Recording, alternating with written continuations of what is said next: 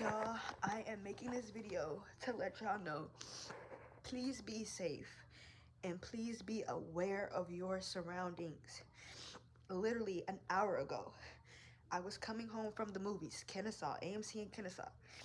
I'm on Ernest Barrett. I come to a light and there is a black Kia, a truck. It is a male in this truck, a male with dreads. Pulls up on the side of me in the Kia truck.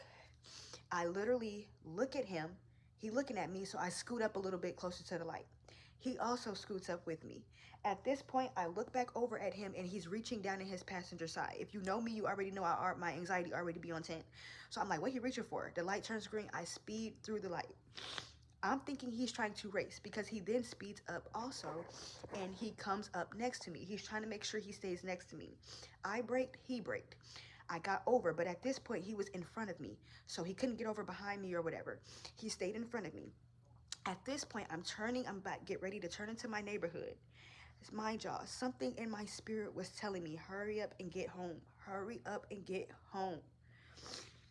As I'm turning into my neighborhood, or I turn my blinker on and I see he's starting to brake. In my mind, that's telling me he's trying to see what move I'm about to make. I turn into my neighborhood. I see as I'm turning, he makes a full stop in the middle of the road. At this point, I know this man is about to follow me. Sorry. So I turn into my neighborhood and I'm screaming to myself in the car, get home, Zanai, this man is following you, get home. I pull into the parking spot, like, y'all, I just reversed and I hop out the car. As I'm driving, I'm patting myself, looking for keys. I cannot find the keys. So when I pull up to the house, I turn the car off. I grab my purse. I grab both of my phones. And I just run up to my door. My door is locked. I didn't even have the time. Y'all, I'm sorry, but I didn't have time to like bang or nothing. I knew my parents were sleeping. As I turn around, I see him pull up right like at my walkway.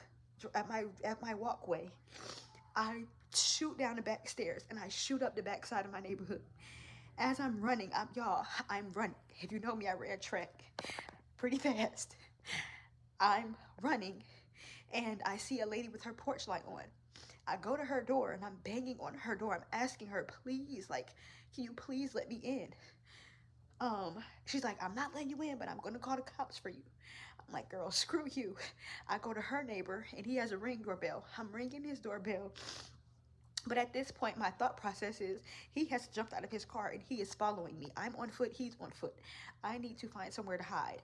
At this point, I will be blocked in by the two people's house I'm in between. So I take out of that, I run out of there, I run up further through the backside of my neighborhood and I find a cut. I hide in that cut. I'm on the phone with someone else and I'm on the phone with the cops. As I'm on the phone with the cops, she's telling me to tell her what's going on. I'm whispering because I'm afraid that like the man is behind me or walking up on me. I didn't want him to hear me. So I'm ducked down, I'm talking, I'm on the phone, telling her what's going on. Both of my phones are lit up. I'm trying to send my location to somebody. I'm trying to lower the brightness and I see a flashlight. I don't know, y'all. It might have been God. I don't know. But this flashlight, I seen it, but it did not come all the way up to where I was hiding. So once I seen the flashlight go off or turn off, whatever it did, I literally sat there for a few seconds. And I thought to myself, okay, you either finna sit here and this man finna walk up and see you and Lord knows what's gonna happen, or you finna run. I take off running again. By this point, I fall, y'all. My hand is all cut up. My knees are bruised up. Not too bad because I didn't fall too bad, but my ankle, foot is cut up. So I take off running again. As I'm running, I realize, I look around, mind you, I'm in shock. I'm realizing I'm at the front of my neighborhood. Now my thought process is, okay, I took off running. Did this guy go back to his car and is he now trying to leave the neighborhood? If he's leaving the neighborhood, he's going to see me in the front of the neighborhood. So I take off and I run into a big field near my house. I run into the big field. I'm still on the phone with the cops.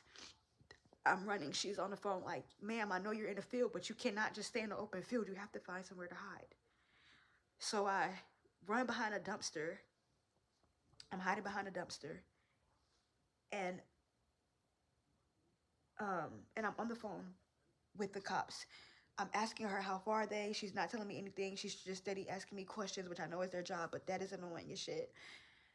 So sorry, I'm still so shaken up. So by that point, I am hiding behind the dumpster. There are big restrooms set up, male and female. So I run over there. I'm hiding over there. I don't know what, maybe, I don't know why I didn't think of this first, but I called my mom. And as I'm on the phone with my mom, she jumps up. I'm telling her where I'm at, so she's making her way to me. The cop on the phone tells me the cops are on their way, so I see a flashlight, but it's from afar. I can tell it's from afar. I'm thinking of the flashlight I just saw, which I was him.